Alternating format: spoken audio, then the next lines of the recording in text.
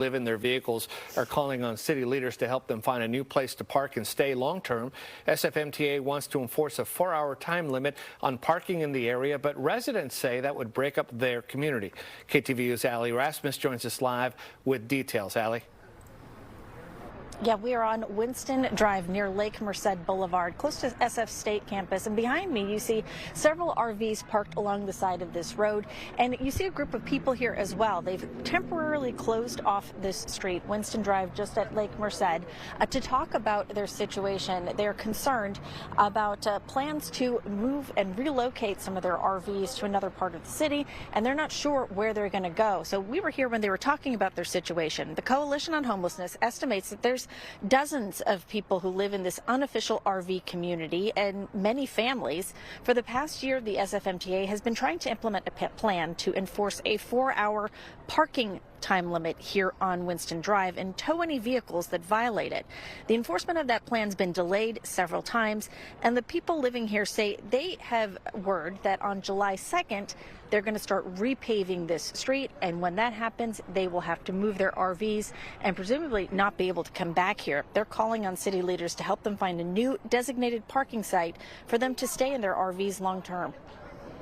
People were promised by our supervisor, Myrna Melgar, that they were going to find a place to park.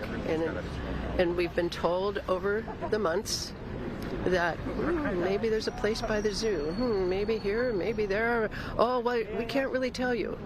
Quiero decirle que aquí mantenemos limpio. We keep our streets clean. We're not dirty. And our main ask is to have a safe parking site.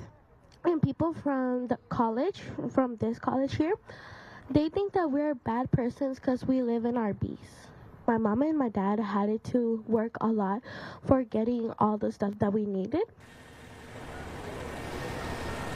And that was an 11-year-old girl who spoke on behalf of her family. She says she's lived here in an RV on Winston Drive with her parents and her siblings for 4 years. She talked about the stress and uncertainty of the situation. Now, we did hear back from an SFMTA spokesperson who says the timeline to enforce that 4-hour parking rule is still not determined yet. In a statement, she explained, quote, the pavement contractor will post temporary tow-away notices on Winston in advance of the road work, necessitating removal of any vehicles that aren't moved voluntarily. Of course, we want to and will give everyone as much advance notice of that action as we can.